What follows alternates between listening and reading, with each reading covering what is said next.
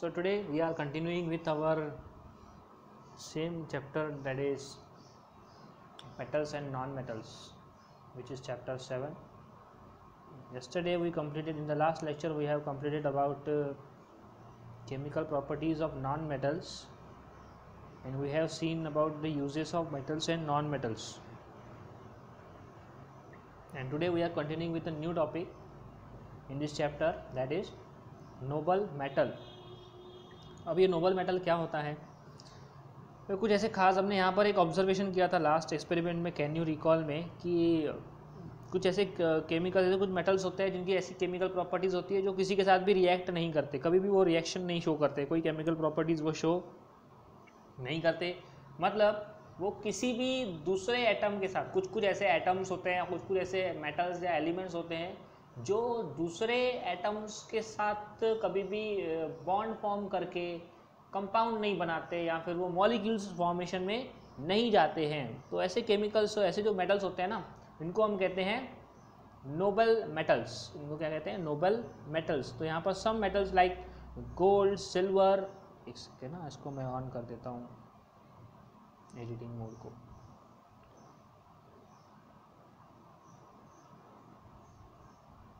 तो कुछ मेटल्स होते हैं जैसे कि गोल्ड है, सिल्वर है, platinum, palladium, rhodium are stable metal, noble metals. इनको क्या कहते हैं हम लोग? नोबल मेटल्स बोलते हैं। नोबल मेटल्स ऐसे जो किसी के साथ रिएक्ट नहीं करते।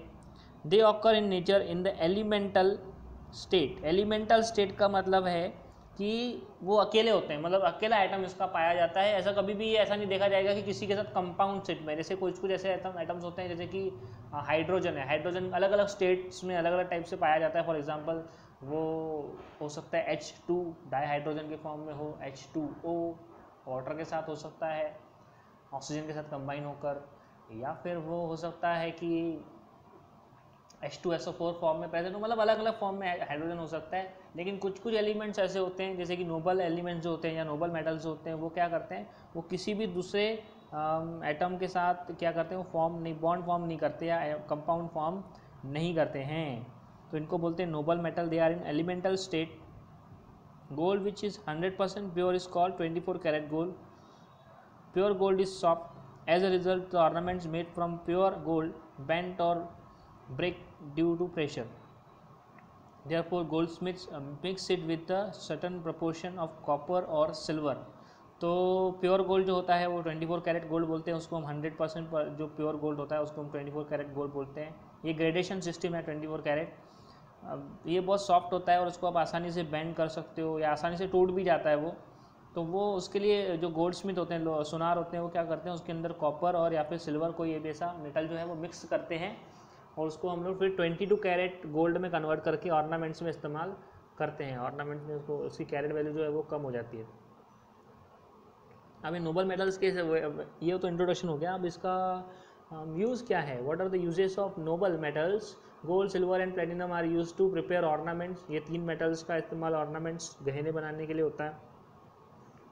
Silver is use in medicines. कहीं कहीं सिल्वर मेडिसिन में भी यूज़ होता है क्योंकि इसके पास एंटी बैक्टीरियल प्रॉपर्टी होती है, मतलब ये बैक्टीरिया जो होते हैं हार्मफुल उनको मारने का भी काम करता है। तो ये इसलिए मेडिसिन में भी इसका कहीं ना कहीं इस्तेमाल होता है। अब इसका मतलब ये नहीं हो गया कि हम लोग सिल्वर खाते हैं ऐसे डायरेक्टली। मेडिसिन में वो एटॉमिक स्टेट में होता है, बहुत कम मात्रा में होता है, वो एकदम ऐसा बहुत ज़्यादा नहीं होता है। Gold and silver are also use to make medals. जो गोल्ड मेडल होता है, सिल्वर मेडल होता है, ये मेडल्स बनाने के लिए भी इस्तेमाल करते हैं। Gold and silver also use to make few electronic devices. कुछ इलेक्ट्रॉनिक डिवाइसेस भी होते हैं जिसके अंदर गोल्ड और सिल्वर के जो वो होते हैं ना, वायर्स बनाए हुए होते हैं, वो यूज़ किए जाते हैं। Because they are excellent conductors of electricity. Physical properties तो इनकी बहुत अच्छी होती है, तो ये एक्सीलेंट कंडक्टर्स ऑफ इलेक्ट्रिसिटी होते हैं। तो इसलिए कुछ इंस्ट्रूमेंट्स में इसको इस्तेमाल, डिवाइसेस में इसको इस्तेमाल किया जाता है। उसके बाद platinum, palladium metals are used as catalyst. Platinum और पैलेडियम ये कैटलिस्ट के फॉर्म में इस्तेमाल करते हैं। What is mean by a catalyst? Catalyst मतलब एक ऐसा केमिकल सब्सटेंस या कोई ऐसा मेटल जो क्या करता है, हमारी कोई केमिकल रिएक्शन है ना, जैसे डाइजेशन हमारे अंदर होता है, केमिकल रिएक्शन होती है, तो ये सब अलग अलग केमिकल रिएक्शंस होती हैं। कुछ केमिकल रिएक्शन में क्या होता है कि उसको स्पीड बढ़ाने के लिए, कोई केमिकल रिएक्शन में बहुत स्लो होती है, तो उसकी स्पीड बढ़ाने के लिए फटाफट वो केमिकल रिएक्शन होनी चाहिए, उसके लिए हम उसमें क्या करते हैं, कुछ कैटलिस्ट या फिर कुछ ऐसा एक केमिकल डालते हैं या कोई मेटल्स डालते हैं, जिसकी वजह से क्या हो जाता है, ये उसकी स्पीड जो है बढ़ जाती है। तो ऐसे केमिकल सब्सटेंस को जो स्पीड बढ़ा देता है किसी केमिकल रिएक्शन की, उसको क्या कहते हैं हम लोग, कैटलिस्ट बोलते हैं। अब प्योरिटी ऑफ गोल्ड के बारे में यहाँ कुछ इन्फॉर्मेशन दी गई है। When we ask rate of gold in gold shop it always differ. हर बार जब हम गोल्ड की कीमत पूछने जाते हैं तो हर बार क्या होती है, कीमत जो है वो अलग अलग बताता है। ऐसा क्यों होता है? Gold is a Nobel metal in pure in nature, it occurs in elemental form. तो ये नेचर में एलिमेंट फॉर्म में होता है। ये 100% प्योर होता है, 24 कैरेट बोलते हैं इसको। Pure gold is soft, therefore ornaments prepared by the pure gold may break और बेंड ड्यू टू प्रेशर। तो ये अगर हम लोग प्योर गोल्ड इस्तेमाल करेंगे ऑर्नामेंट्स में तो वो आसानी से टूट सकता है, और उसकी वजह से अगर वो टूट के गुम हो गया तो वो उसका नुकसान हो जाता है ना। तो इसलिए हमने अभी क्या करना है, अभी इसलिए गोल्ड स्मिथ क्या करता है, एक पर्टिकुलर अमाउंट ऑफ क्या करता है, उसके अंदर कॉपर या फिर सिल्वर ऐड करता है। तो हर एक गोल्ड स्मिथ अपने अपने हिसाब से क्या करता है, कुछ ना कुछ अमाउंट क्या करता है उसके अंदर कॉपर या फिर वो सिल्वर ऐड करता है। डिपेंडिंग अपॉन दैट उसकी प्योरिटी क्या हो सकती है, अलग अलग हो सकती है। अब 24 कैरेट असली गोल्ड जो है, असली गोल्ड 24 कैरेट बनाने के लिए क्या होता है, क्या कितना परसेंटेज होना चाहिए? 24 कैरेट अगर है तो उसमें गोल्ड का परसेंटेज होता है 100%। 22 कैरेट बना रहे हो तो 91.66% उसमें गोल्ड होना चाहिए। बाकी आप कुछ भी मिला सकते हो उसके अंदर, कुछ भी मतलब सिल्वर या फिर कॉपर, बाकी का परसेंटेज है। 18 कैरेट गोल्ड अगर बात कर रहे हो तो उसमें 75% गोल्ड होना चाहिए, बाकी का आप दूसरे मेटल्स इस्तेमाल कर सकते हो। 14 कैरेट गोल्ड की अगर आप बात करें तो 58% उसके अंदर 58.33% क्या होना चाहिए, उसमें गोल्ड होना चाहिए। 12 कैरेट अगर बोल रहे हो तो 50% उसमें गोल्ड होता है, क्योंकि 24 का आधा कितना होता है, 12 होता है। तो ये उस बेसिस पे बताया गया है, परसेंटेज के बेसिस पे। 12 कैरेट है तो 50% उसमें क्या रहेगा, गोल्ड रहेगा, और बाकी दूसरे मेटल्स। 10 कैरेट का है तो फिर 41%। तो ये डिपेंडिंग अपॉन द कैरेट, कितने कैरेट का गोल्ड है उसके बेसिस पे क्या करते हैं, इनकी कीमत चेंज होती है। तो प्योर होता है वो सबसे महंगा होता है, और जो सबसे इम्प्योर होता है, मतलब सबसे कम कैरेट वाला होता है, वो सबसे कम महंगा होता है। सब तो महंगा तो सभी होता है वैसे। Gases in the air react with metals in presence of moisture to form metal compounds. The metals get affected by this process under the corrosion. Corrosion process के बारे में बताया गया है। अभी ये कोरोजन क्या होता है, जंग लगने का जो प्रोसेस होता है ना, जंग लग जाती है, जो लोहे की चीज़ें होती हैं वो क्या होते हैं, उसको जंग लग जाता है ना लोहे को, तो इस प्रोसेस को क्या बोलते हैं, कोरोजन प्रोसेस बोलते हैं। जंग लगने की जो प्रोसेस होती है इसको हम बोलते हैं कोरोजन।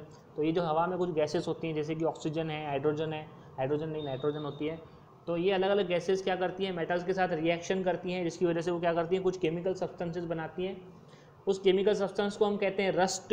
इसके बारे में हम लोग 10th स्टैंडर्ड में और पढ़ेंगे डिटेल में, कोरोजन कैसे होता है। अब आपको जिससे इतना डेफिनेशन दिया गया है कि मेटल्स जो है वो ख़राब हो जाते हैं, रस्टिंग हो जाता है उसका, ये कोरोजन हो जाता है, उसकी वजह से वो ख़राब हो जाता है। कोरोजन मतलब क्या है, जंग लगने की प्रोसेस को बोलते हैं कोरोजन। अब ये डू यू नो है एक, इसमें देखो क्या बता रहा है, there is a statue of liberty in a sea near New York city in America. एक स्टैच्यू ऑफ लिबर्टी आपने देखा हुआ है, सुना हुआ है बहुत बार कि मूवीज़ में देखते हैं ये स्टैच्यू ऑफ लिबर्टी है। इसमें क्या बताया गया है कि the original surface of the statue was made of copper but now it looks green. This is because the green colored copper carbonate has been formed by the reaction of a copper with the carbon dioxide and the moisture in the air. This is the example of corrosion. तो example है corrosion दिया गया है, corrosion का example दिया गया है कि जो स्टैच्यू ऑफ लिबर्टी था वो जब ओरिजिनली बनाया गया था वो कॉपर का बनाया गया था। तो कॉपर कौन से कलर का होता है, येलोइश कलर का होता है ना। कॉपर थोड़ा सा येलोइश कलर का होता है, चमकता है वो। लेकिन क्योंकि वो समुद्र के पास प्रेजेंट है, सी के पास प्रेजेंट है, सी वाटर क्या करता है उसको, सी वाटर और उसकी जो हवा है, एयर जो है, एयर में भी मॉइस्चर होता है, तो एयर की वजह से क्या हो जाता है, वो उसमें कोरोजन हो जाता है। क्योंकि जो एयर में जो गैसेज होती हैं वहाँ पर कार्बन डाइऑक्साइड और जो दूसरी गैसेज होती हैं वो क्या करती है, उसके साथ रिएक्ट करती हैं कॉपर के साथ, और क्या केमिकल बनाती है, कॉपर कार्बोनेट बनाती है। कॉपर कार्बोनेट ग्रीन कलर का होता है, तो वो कॉपर कार्बोनेट जो उसके ऊपर जमा हो गया है उसकी वजह से वो स्टैच्यू क्या होता है, ग्रीन कलर का दिखने लगा है, अभी उसकी चमक चली गई है। तो ये कोरोजन का एक एग्जाम्पल बताया गया है। और यहाँ पर देखो make a list and discuss. Prepare a list of the examples of corrosion in our your everyday life. ये क्या करना है आपको, कुछ एग्जाम्पल देखने क्या भी, जैसे रस्टिंग ऑफ आयरन होता है, रस्टिंग ऑफ आयरन कोरोजन, जो लोहे के जो सामान होते हैं उसको कोरोजन हो जाता है। तो वो सब चीज़ें आपको कुछ कुछ एग्जाम्पल ऐसे आपके आसपास देखने। सिल्वर का अगर कोई आपने बर्तन वगैरह देखा होगा तो रखे रखे उसमें भी क्या हो जाता है, ग्रीन कलर की एक परत चढ़ जाती है, उसको भी बोलते हैं कोरोजन हो गया है, उसको काले कलर की पड़ जाती है, काले कलर की। सिल्वर का जो है ना कोरोजन होता है, तो जब वो तो सिल्वर ब्लैकिश कलर का हो जाता है, तो रस्ट जो होता है उसका वो ब्लैक कलर का होता है। ऐसे कुछ एग्जाम्पल आपके आसपास दिखेंगे आपको ज़रूर। Reddish colour deposit is form on the iron, iron के ऊपर कितना रेड कलर का जो होता है, वो जो जंग होता है, जंग लग जाता है, रेड कलर का होता है वो, विथ ऑक्सीजन गैस। ये ऑक्सीजन की वजह से क्या होता है, ये होता है। Greenish colour deposit is form on copper by reaction with carbon dioxide, अगर कॉपर कार्बन डाइऑक्साइड से रिएक्ट करेगा तो क्या बनाएगा, ग्रीन कलर की उसकी लेयर बन जाएगी उसके ऊपर। अब blackish colour deposit is form on silver by reaction with the hydrogen sulphide gas, hydrogen sulphide जो H2S गैस होती है, ये एयर में होती है, उसकी वजह से क्या हो जाता है, एयर में बहुत कम मात्रा में होती है वैसे, लेकिन अगर कहीं कहीं कुछ एरिया में जब केमिकल फैक्ट्रीज जहाँ पर होती है वहाँ पर ये ज़्यादा प्रेजेंट होता है, तो उसकी वजह से ये उसके साथ रिएक्ट करके ब्लैक कलर का डिपॉजिट जो है, मतलब ब्लैकिश कलर का वो हो जाता है उसके ऊपर। टू प्रिवेंट कोरोजन, कोरोजन को रोकना कैसे है, मेटल्स का कोरोजन जो है उसको रोकना कैसे, उसके ऊपर आप ऑयल का एक लेयर लगा दो या फिर ग्रीस लगाओ, ग्रीस से उसको चमका सकते हैं, या फिर वार्निश कर सकते हैं। वार्निश क्या होता है, एक छोटी सी केमिकल्स की लेयर लगा देते हैं उसके ऊपर पतली सी, या फिर उसको पेंट किया जाता है, पेंट की वजह से भी कोरोजन को हम प्रिवेंट कर सकते हैं। Also electroplating with another non corroding metal is done, तो एक सो इलेक्ट्रोप्लेटिंग एक मेथड होती है, ये हम लोग पढ़ेंगे 10th में डिटेल में इलेक्ट्रोप्लेटिंग कैसे होती है। तो उसमें क्या करते हैं, एक दूसरी परत चढ़ा देते हैं, मतलब एक मेटल के ऊपर एक दूसरे नॉन मेटल की क्या कर देते हैं वो लोग परत चढ़ा देते हैं, जिससे कि उसको मेटल जो है वो डायरेक्टली एयर के कांटेक्ट में ना आए, जिससे वो कोरोजन नहीं होता है, तो उसकी लाइफ बढ़ जाती है उसकी वजह से। Due to the process iron is arrested by zinc plating, iron को कैसे बचाया जाता है, उसके ऊपर जिंक का प्लेटिंग किया जाता है। जो गाड़ियाँ होती है ना, हमारी कार्स होती है, तो वो आयरन शीट से बनती है, तो उसको जंग नहीं लगना चाहिए, उसके लिए क्या करते हैं, पहले उसके ऊपर जिंक की कोटिंग करते हैं, जिंक की कोटिंग करते हैं, उसके बाद फिर पेंट करते हैं उसको। तो ये कोरोजन से बचाने के लिए ये मेथड यूज़ की जाती है। Due to this process the contact of the metal surface with the air is lost, तो ये एयर से कॉन्टैक्ट लॉस हो जाएगा, तो corrosion can not occur as the chemical reactions can not occur.